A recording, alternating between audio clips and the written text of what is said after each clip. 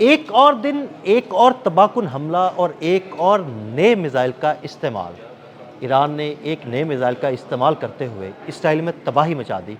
ये मिसाइल कौन-सा है और इसकी ख़ुसूसियात क्या हैं? आमिर रज़ा से बात करते हैं। आमिर भाई, ईरान रोज़ एक सरप्राइज़ बॉक्स खोलता है, एक नए मिसाइल का इस्तेमाल किया जाता है और उससे शदीद तबाही मचाई जाती है।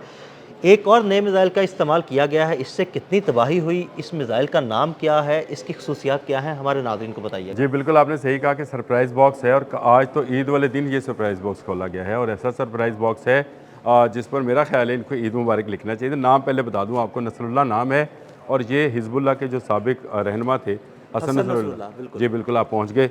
हसन नसरुल्लाह जो कि शहीद किए गए थे इसराइल की जानिब से, ये हिज़्बुल्लाह के सरबराह थे, उनके नाम पर ही ये मिसाइल का नाम रखा गया है। ईरान जो है अपने शोहदा को भूलता नहीं है और एक बिल्कुल। के बाद एक मिसाइल जो है, कल हमने जाज कासिम पे बात जी, की थी, बिल्कुल, कासिम सुलेमानी के नाम पर कासिम रखा गया, सुलेमानी के बिल्कुल। नाम पर रखा गया था और अब ये जो नसरुल्लाह जो है नसरुल्लाह के नाम पर, हसन नसरुल्लाह के नाम पर रखा गया मिसाइल है। हाइपरसोनिक मिसाइल है और ये 16,000 किलोमीटर पर घंटे की रफ्तार से चलता है। ईरान से जिस जगह से ये फायर हुआ उसके 5 या 6 मिनट के बाद ये हिट हो गया था अपने इसराइल के मुकाम पर अंदर, जो अपने इसका मुकाम निशाना पर। था। और सबसे बड़ी बात यह है कि पहली मरतबा मल्टी वॉर हेड वाला मिसाइल जो है उसको लॉन्च किया गया है। अब मल्टी वॉर हेड वाले को भी समझने की ज़रूरत है कि जो भी मिसाइल्स होते हैं उनके अंदर वॉर हेड मौजूद होता है। वो चाहे 400 किलोग्राम है, 700 किलोग्राम है, 250 किलोग्राम है, वो जाता है अपने निशाने पर लगता है। यहाँ इसके अलावा क्लस्टर बॉम्ब्स हैं जो कि एक फुलझड़ी की तरह हाँ से जी, यहाँ बिल्कुल। एक आतिशबाजी के स्टाइल में वो खुल जाते फूटते हैं हैं, उसमें से और फूटते हैं और आग फिर के अपना गोले जो हैं निशाना गिर के बनाते हैं। जहाँ जहाँ गिरते हैं वहाँ वहाँ आग लग जाती और है, आमिर भाई, बड़ी तबाही मचाती शदीद है। आग लगती है और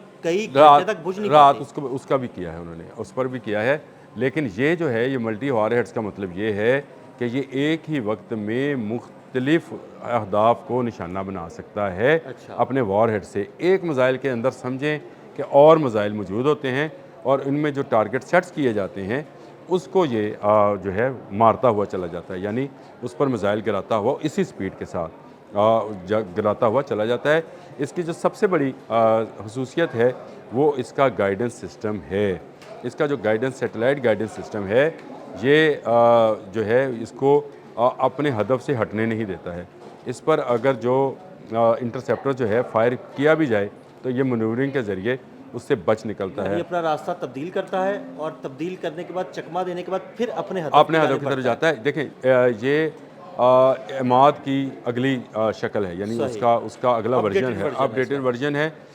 इसलिए इसको नया मिसाइल भी कहा जा रहा है नसरुल्लाह को, क्योंकि इसमें कुछ खासियतें उससे ज़्यादा हैं और ये मिसाइल जो है ये आने वाले वक्त में आपको गेम चेंजर बनता हुआ नज़र आएगा, क्योंकि इसका जवाब भी नहीं आया। यानी इसका जवाब से मुराद ये थी कि कोई इंटरसेप्टर इसको इंटरसेप्ट नहीं कर पाया बिल्कुल। है। देखिए, ना थाड, ना पेट्रियाट, ना एरो, तीनों जो उसके प्रोग्राम जो इसके पास इस इंस्टॉल हैं इसराइल के पास, वो इसको डिटेक्ट नहीं कर पाए। ये बनाया ही स्पेशली, अगर मैं आपको बताऊं, ये हैफ़ा के जो ऑयल रिजर्वायर्स हैं उन पर फायर किया गया जी, है। बिल्कुल, हैफ़ा वहाँ पर तबाही मची हुई है, तबाही आग मची लगी है, हुई है आग वहाँ लगी पर। हुई है। ये बनाया ही ऐसे अहदाफ के लिए हैं जो बहुत ही हार्ड अहदाफ हैं, उनको मारने के लिए बनाया गया है। और ये 700 किलोग्राम की जो है वॉर हेड्स लेकर जाता है और मुख्तलिफ़ जगहों पर फैलाता चला जाता है। ये 2 जगह पर इस्तेमाल हुआ है, एक ये रियाज़ के करीब एक ऑयल फील्ड पे इस्तेमाल हुआ बिल्कुल। है और एक ये 2 फायर हुए हैं इसराइल की जानिब, हिफ़ा और में। तीनों में इंटरसेप्शन नहीं हुई है। यानी तीनों मिसाइलों को ये पकड़ नहीं पाए, और अगर मैं ये तीनों मिसाइलों को नहीं पकड़ पाए आमिर देखिए, भाई, तो ये मुस्तक़बिल में मज़ीद तबाही मचाएगा। मैंने कल जब कासिम सुलेमानी पे कर रहे थे, जहाज कासिम सुलेमानी मिसाइल के ऊपर कर रहे थे, तो आपने एक लफ्ज़ इस्तेमाल किया था कि उसको टेस्ट किया गया। तो मैंने आपसे कहा था कि एक लेबॉर्ट्री मिली है हमें इसराइल की कि शक्ल में एक जहाँ लेबॉर्ट्री मिली हुई जहाँ है। जहाँ पे हम अपने मिसाइल टेस्ट कर सकते हैं। बिल्कुल। ये मिसाइल भी उसी लिए टेस्ट किया है। ये मिसाइल इसलिए ज़्यादा ख़तरनाक हो रहे हैं, साबित हो रहे हैं कि दुनिया अभी इनके इंटरसेप्टर नहीं बना पाई है, यानी इनको इंटरसेप्ट नहीं किया जा रहा। और मैंने आपको एक लफ्ज़ बोला है कि इसको सैटेलाइट गाइडेंस दी जाती है। तो दुनिया में कोई मुल्क मुझे ये बता दे कि ईरान के कौन सा सैटेलाइट इस वक्त फ़ज़ा में है। कोई नहीं। तो कहाँ से गाइडेंस मिल रही है? सैटेलाइट गाइडेंस ऑब्वियसली आमिर भाई, मतलब मैं अपने नाज़रीन को जहाँ बता दूं कि देखें, ईरान के जो इत्तेहादी हैं रशिया और चाइना, तो इन दोनों ममालिक से ही सैटेलाइट गाइडेंस मिल सकती है उसको। और ये सैटेलाइट गाइडेंस इतनी ज़बरदस्त है कि ये ना सिर्फ अपने मिसाइल को गाइड कर रही होती है, बल्कि जो दूसरों के रडार्स हैं उनको ब्लॉक कर रही होती है, ताकि अपने मिसाइल को एक आगे की चीज़ आ गई ना। देखा ना। और ये मसला है, ये जो हमने अभी पिछले व्लॉग में जिक्र किया था, स्टेल्थ टेक्नोलॉजी जो F-35 की जो है वो पकड़ी गई। अगर किसी सिस्टम ने पकड़ी है तो इसका मतलब है कि जो उसके रडार्स हैं, उसकी आंखें जो हैं, उसको कुछ चंद लम्हों के लिए बंद किया गया है। वो बंद हुई हैं तो वो स्टेल्थ टेक्नोलॉजी है पकड़ी गई। ये बिल्कुल, अगर आप जंग मई में हमारे साथ रहे होंगे तो मैंने ये पूरा आपको बयान किया था कि किस तरह से एक बहुत ऊंची उड़ान वाले जहाज़ से हमने पहले उनको अंधा किया, राफेल्स को अंधा किया, और फिर जब हमने अपने मिसाइल छोड़े तो वो किसी रडार में नहीं थे, वो बंद थे, यानी उनका सिस्टम बंद किया हुआ था और उनको ऊपर से गाइड किया जा रहा था उन मिसाइल्स को। और जब ये जहाज़ के करीब गए और इनका अपना गाइडेंस सिस्टम ऑन हुआ, उस वक्त तक देर हो चुकी थी कि वो इजेक्ट भी नहीं कर सके। अब ये सिस्टम जो है, ये सिस्टम जो है, मेरा ख्याल है इस जंग में भी हमें नज़र आना शुरू हो गया। देखें, बात हम कर रहे थे नए मिसाइल की, नसरुल्लाह की, और मैंने बात आपसे कर दी कि इसका जो ताकत है वो इसका गाइडेंस सिस्टम है, जिसको अभी तक डिटेक्ट नहीं किया जा सका। और तीन अहदाफ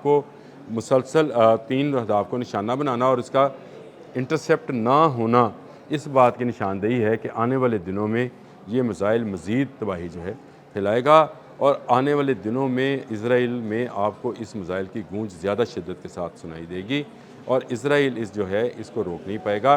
देखें, अमेरिका का सबसे जदीद सिस्टम थॉड और पैट्रियट, अगर थॉड और पैट्रियट अगर नहीं रोक सके किसी मिसाइल को, तो इसका मतलब यह है कि अमेरिका का कोई सिस्टम फिर उसको रोकने के लिए नहीं है।